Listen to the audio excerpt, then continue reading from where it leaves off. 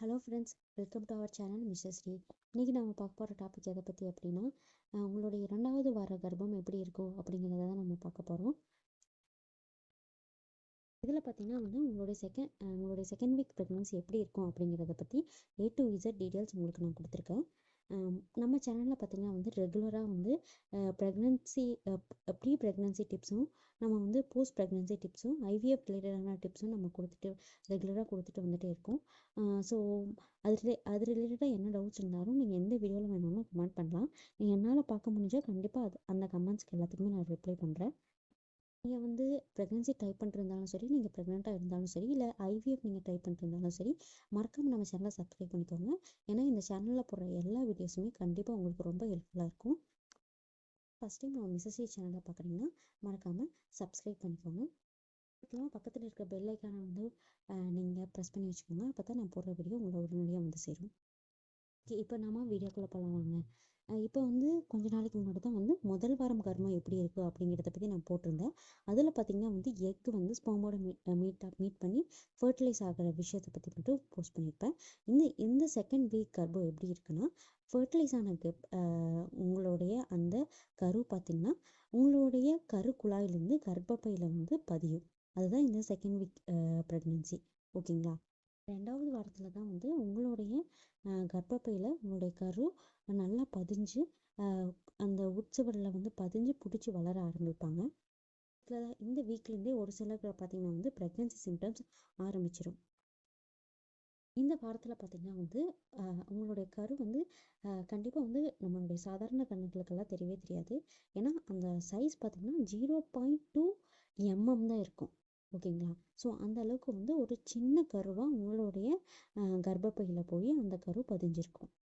Once implant ஆனோடனே உங்களுடைய பேபிக்கு பார்த்தீங்கன்னா ஃபீட்டல் போல் அப்படின்னு சொல்லிட்டு ஒரு விஷயம் ஃபார்ம் ஆக ஆரம்பிக்கும். அது மட்டும் இல்லாமல் ஸ்பைனல் கார்டு அப்படிங்கிறதும் இந்த வீக்லேருந்தே உங்களுக்கு ஃபார்ம் ஆக ஆரம்பிச்சிடும். அடுத்து இப்போ உங்கள் பேபி இம்ப்ளான்ட் ஆகிட்டுருக்கு அப்படின்னா உங்களுக்கு இம்ப்ளான்டேஷன் சிம்டம்ஸ் வரணும் இல்லையா?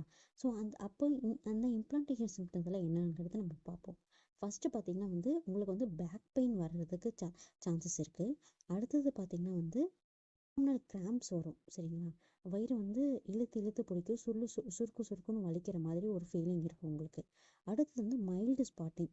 அது ஒரு 2 ட்ராப் 3 ட்ராப் மேக்ஸிமம் 3 ட்ராப் தான். ஸோ அந்த மாதிரி உங்களுக்கு சின்ன ஸ்பாட்டிங் வர்றதுக்கு 90% சான்சஸ் இருக்குது. ப்ளீடிங் பார்த்தீங்கன்னா உங்களுக்கு சின்ன சின்ன ஸ்பாட்டிங் மாதிரி தான் வரும். கண்டிப்பாக உங்களோட பேண்டிஸ் நனைகிற அளவுக்கோ இல்லை ஒரு பேட் வச்சு நனைகிற அளவுக்கோ வரவே வராது. அந்த மாதிரி வந்துச்சுன்னா அது இம்ப்ளான்டேஷன் ப்ளீடிங் கிடையாது. உங்களுக்கு வேறு ஏதாவது பிரச்சனையாக இருக்கலாம். பார்த்தீங்கன்னா உங்களுக்கு ப்ரீஸ்ட் டெண்டர்னஸ் வரும். ஸோ உங்களுடைய மார்பகங்களை பார்த்தா ரொம்ப கனமாக இருக்கும். உங்களோட நிப்பிள் பார்த்தீங்கன்னா ரொம்ப ஹார்டாக இருக்கும். அப்போ நீங்கள் தொட்டாவே உங்களுக்கு வலிக்கிற மாதிரி ஒரு ஃபீல் ஆகும். ஸோ இந்த சிம்டமெல்லாம் உங்களுக்கு இப்போவே வர ஆரம்பிச்சிடும். ஏன்னா பார்த்தீங்கன்னா உங்களுடைய கர்ப்பப்பையில் பதிஞ்சு பீட்டா HCG ஹார்மோனை ப்ரொடியூஸ் பண்ண ஆரம்பிச்சிடும். ஸோ ஒன்ஸ் ஹார்மோன் ப்ரொடியூஸ் பண்ண ஆரம்பித்தாவே இந்த சிம்டம்ஸ் எல்லாம் பேசிக்காகவே உங்களோட பாடியில் வர்றதுக்கு நிறைய வாய்ப்புகள் இருக்குது. சமயத்துலேயே பார்த்தீங்கன்னா உங்களுக்கு ஃபுட் அவர்ஷன்ஸ் வர்றதுக்கு வாய்ப்பு இருக்குது. அதேமாதிரி கிரேவிங்ஸும் வரும். ஒரு சிலருக்கு பார்த்தீங்கன்னா பிடிச்ச ஃபுட்டெல்லாம் பிடிக்காமல் போயிடும். ரெகுலராக சாப்பிட்டுட்ருப்பீங்க, அந்த ஃபுட்டெல்லாம் உங்களுக்கு பிடிக்காமல் போயிடும். நீங்கள் ரெகுலராக இந்த ஃபுட்டெல்லாம் எனக்கு வேணாம்னு சொல்லி அவாய்ட் பண்ணுவீங்க. அந்த ஃபுட்டெல்லாம் இப்போ உங்களுக்கு ரொம்ப பிடிக்கிற மாதிரி இருக்கும். ஸோ இந்த மாதிரி ஒரு சில கிராவிங்ஸ் வர்றதுக்கு உங்களுக்கு நிறைய வாய்ப்புகள் இருக்குது. இது பார்த்தீங்கன்னா ஒரு சிலருக்கு வாமிட்டிங் சென்சேஷன் கூட இப்போ ஆரம்பிக்கலாம். ஏன்னா உங்களோட பாடியில் HCG ஹார்மோன் சுரக்கும் போது இந்த மாதிரி சிம்டம்ஸ் எல்லாம் வர்றது ரொம்ப ரொம்ப நார்மல். ஸோ திடீர்னு நெஞ்சை கரிக்கிற மாதிரி இருக்கும். அதாவது சாப்பாடு தொண்டைக்கிட்டே நிற்கிற மாதிரி இருக்கும். உங்களுடைய சாப்பாடு செரிக்காத மாதிரி இருக்கும். உங்களுக்கு நெஞ்சை கரிச்சிட்டே இருக்கிற மாதிரி இருக்கும். ஒரு சில நேரம் உங்களுக்கு வயிறு ரொம்ப ப்ளோட் ஆன மாதிரி ஒரு ஃபீலாக இருக்கும். ஸோ இந்த மாதிரி சிம்டம்ஸ் எல்லாம் வர்றதுக்கு உங்களுக்கு வாய்ப்புகள் இருக்குது. அடுத்து பார்த்தீங்கன்னா உங்களுக்கு பாடி ரொம்ப டயர்டாக இருக்கும். நீங்கள் எவ்வளோ சாப்பிட்டாலும் எவ்வளோ ரெஸ்ட் எடுத்தாலும் திருப்பி நீங்கள் போய் படுத்துக்கலாம் அப்படிங்கிற மாதிரியே இருக்கும்.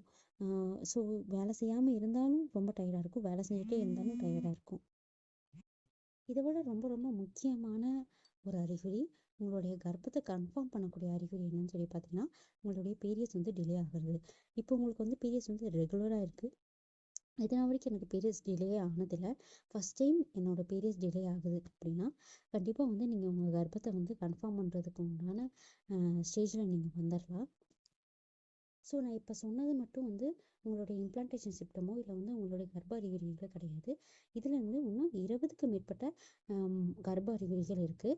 ஒரு சிலருக்கு இந்த அறிகுறிகள் எதுவுமே இல்லாமல் உங்களுடைய பீரியட்ஸ் தள்ளி போனதுக்கு அப்புறம் தான் ஒரு 10 to 15 டேஸ்க்கு அப்புறம் தான் இந்த மாதிரி சிம்டம்ஸ் எல்லாம் வர்றதுக்கு சான்சஸ் இருக்குது. ஸோ இந்த சிம்டம்ஸ் எல்லாம் வந்தாலும் நீங்கள் கவனமாக இருக்கணும். ஒருவேளை சிம்டம்ஸ் வரலனாலும் நீங்கள் கவனமாக இருக்கணும். சிம்டம்ஸ் எல்லாம் பார்த்தீங்கன்னா வந்து உங்களுடைய கர்ப்பப்பையில் பதிஞ்சு உங்களுடைய ஹெச்சிஜி ஹார்மோன் ப்ரொடியூஸ் பண்ணுறதுலவா அந்த ஹார்மோனோட அளவை பொறுத்து தான் உங்களுடைய சிம்டம்ஸோட வீரியம் இருக்கும். உங்களோட சிம்டம்ஸ் என்னெல்லாம் இருக்கலாம் அப்படிங்கிறதையும் அந்த ஹார்மோன்ஸ் தான் முடிவு பண்ணும். ஸோ இந்த சிம்டம்ஸ் எல்லாம் இருந்தால் உங்களுக்கு இம்ப்ளான்டேஷன் நடந்துக்கிட்டு இருக்குங்கிறத நீங்கள் ஒரு அசம்ஷன் வச்சுக்கலாம். அப்படி இல்லை, இந்த சிம்டம்ஸ் எதுவுமே இல்லைனாலுமே ஒன்ஸ் நீங்கள் ஓவலேஷன் டைமில் கரெக்டாக நீங்கள் இணைஞ்சிட்டு இருந்தீங்க அப்படின்னாலும் நீங்கள் வந்து கொஞ்சம் கவனமாக இருந்துக்கிறது ரொம்ப நல்லது. இந்த அறிகுறிகள்லாம் உங்களுக்கு தெரிய ஆரம்பிச்சிருச்சு, உங்களுக்கு மைல்டாக வந்து ஒரு டவுட் வந்துருச்சு, ஓகே நமக்கு பேபி இம்ப்ளான்ட் ஆகிட்டு இருக்கு அப்படிங்கிற டவுட் வந்துச்சுனாவே நான் இப்போ சொல்ல போகிற விஷயங்களை நீங்கள் கண்டிப்பாக வந்து ஃபாலோ பண்ணணும். என்ன செய்யணும் என்ன செய்யக்கூடாதுங்கிற ஒரு லிஸ்ட் இருக்குது, அதை நீங்கள் கண்டிப்பாக ஃபாலோ பண்ணி ஆகணும். ஃபஸ்ட்டு என்ன செய்யக்கூடாது அப்படின்னா, நீங்கள் லாங் ட்ராவல் பண்ணுறத நீங்கள் கண்டிப்பாக அவாய்ட் பண்ணி ஆகணும். ரொம்ப தூரம் நீங்கள் ட்ராவல் பண்ணுறத கொஞ்சம் குறைச்சிக்கணும். உங்களுடைய பாடியை ஹீட் பண்ணக்கூடிய மசாலா பொருட்கள் எல்லாத்தையுமே வந்து முடிஞ்ச அளவுக்கு நீங்கள் தவிர்த்துக்கணும். வெளியில் ஃபுட்ஸ் வாங்கி சாப்பிட்றத வந்து முடிஞ்ச அளவுக்கு நீங்கள் தவிர்த்துக்கணும். மோர் இம்பார்ட்டண்ட், உங்களுடைய ஸ்வீட் கன்சப்ஷனை நீங்கள் வந்து கம்மி பண்ணிக்கணும். நீங்கள் எவ்வளோ தூரம் ஸ்வீட்ஸை எடுத்துக்கிறீங்க அப்படிங்கிறது. ஏன்னா உங்களுடைய ஸ்வீட் வந்து உங்கள் பாடியில் இருக்கிற ப்ரொஜெக்ஷன் லெவலை கம்மி பண்ணுறதுக்கு நிறையா வாய்ப்புகள் இருக்குது. ஸோ அதனால் நீங்கள் எடுத்துக்கிற ஸ்வீட்டை வந்து நீங்கள் கண்டிப்பாக கம்மி பண்ணிக்கணும். முக்கியமாக ஒயிட் சுகர் நீங்கள் யூஸ் பண்ணுறதா அதை ஸ்டாப் பண்ணி அப்படியே தூக்கி குப்பையில் போட்டணும். நீங்கள் வந்து ஒயிட் சுகர் யூஸ் பண்ணவே பண்ணாதீங்க, ஓகேங்களா? அதுக்கப்புறம் உங்களுடைய இம்ப்ளான்டேஷன் ஆக ஆரம்பிச்சிச்சுன்னா கணவன் மனைவி இணையறதை வந்து நீங்கள் அவாய்ட் பண்ணணும், ஓகேங்களா? அடுத்தது இப்போ என்ன செய்யக்கூடாதுங்கிறத பார்த்துட்டோம், இப்போ என்ன செய்யணும் அப்படிங்கிறத நீங்கள் உங்களுக்கு பார்த்தாகணும். ஸோ என்னெல்லாம் செய்யலாம்னா, நீங்கள் ஃபுட்டை வந்து இந்த சமயத்தில் ஸ்கிப் பண்ணுறத நீங்கள் கண்டிப்பாக அவாய்ட் பண்ணி ஆகணும். அது முக்கியமாக உங்கள் பிரேக்ஃபாஸ்ட்டை ஸ்கிப் பண்ணவே கூடாது. நீங்கள் சாப்பிட்ற ஃபுட்டில் ப்ரோட்டீன்ஸ் அதிகமாக இருக்கணும், பருப்பு வகைகள் நிறையா இருக்கணும், முட்டை, கொண்டக்கடலை இந்த மாதிரி வந்து நீங்கள் அதிகப்படியான ப்ரோட்டீன் ரிச் ஃபுட்ஸை வந்து நீங்கள் கண்டிப்பாக எடுத்துக்கணும். அது மட்டும் இல்லாமல் கான்ஸ்டிபேஷன் அதிகமாக ஆகாமல் நீங்கள் பார்த்துக்கணும். உங்களுடைய உடம்புல வந்து ஃபைபர் இருக்கணும். கண்டிப்பாக வந்து நீங்கள் நிறைய தண்ணி இந்த சமயத்தில் நீங்கள் குடிக்கணும். அது மட்டும் இல்லாமல் பார்த்தீங்கன்னா கண்டிப்பாக நீங்கள் வந்து பச்சை காய்கறிகள் எல்லாம் நிறைய எடுத்துக்கணும். நீங்கள் வந்து என்ன டைமுக்கு நீங்கள் சாப்பிட்றீங்களோ அந்த டைமை வந்து நீங்கள் மெயின்டைன் பண்ணிகிட்டே இருக்கணும். இப்போ காலையில் 8 மணிக்கு நீங்கள் பிரேக்ஃபாஸ்ட் சாப்பிட்றீங்க, ரெகுலராக அந்த 8 to 9க்குள்ளே நீங்கள் பிரேக்ஃபாஸ்ட் நீங்கள் கம்ப்ளீட் பண்ணியே ஆகணும். மதியம் ஒரு டைமை அந்த டைமை நீங்கள் கம்ப்ளீட் பண்ணியே ஆகணும். நைட்டை வந்து கொஞ்சம் சீக்கிரமாகவே ஏர்லியாகவே நீங்கள் உங்களோட ஃபுட்டை எடுத்துக்கலாம், ஓகேங்களா? இதை நீங்கள் வந்து உங்களுடைய ரெகுலராக ஒரு ரொட்டீனை கொண்டு வந்துடணும். மட்டும் இல்லாமல் நிறைய பச்சை காய்கறிகள் எடுத்துக்கலாம், கீரைகள் எடுத்துக்கலாம், ஃப்ரூட்ஸ் வந்து அதிகமாக சேர்த்தணும். டெய்லி முடிஞ்ச அளவுக்கு ஒரு பொமக்ரானேட் வந்து உங்களுடைய ஃபுட்டில் நீங்கள் எடுத்துக்கோங்க, ஓகேங்களா? இதுதான் வந்து உங்களுடைய 2வது வார கர்ப்பத்துக்கு உண்டான அறிகுறிகள். என்ன செய்யலாம் என்ன செய்யக்கூடாது அப்படிங்கிறது இந்த வீடியோவில் நீங்கள் கிளியராக சொல்லிட்டேன். இதை நீங்கள் கண்டிப்பாக ஃபாலோ பண்ணிங்கன்னா உங்களுடைய கர்ப்பம் தரிக்கிறதுக்கு நிறையா வாய்ப்புகள் இருக்குது, ஓகேங்களா? இந்த வீடியோ பிடிச்சிருந்தா லைக் பண்ணுங்கள். இதை தேவைப்படுற உங்கள் ஃப்ரெண்ட்ஸ் அண்ட் ஃபேமிலிக்கு மறக்காமல் ஷேர் பண்ணுங்கள். நம்ம மிஸ்ஸஸி சேனலை மறக்காமல் சப்ஸ்கிரைப் பண்ணி வச்சுக்கோங்க, ஓகேங்களா? உங்களுடைய கர்ப்பகாலம் இனிதாக அமையணும்னு சொல்லி நான் ஆண்டவனை பிரார்த்திக்கிறேன். ஓகே ஃப்ரெண்ட்ஸ், தேங்க்யூ, பாய்.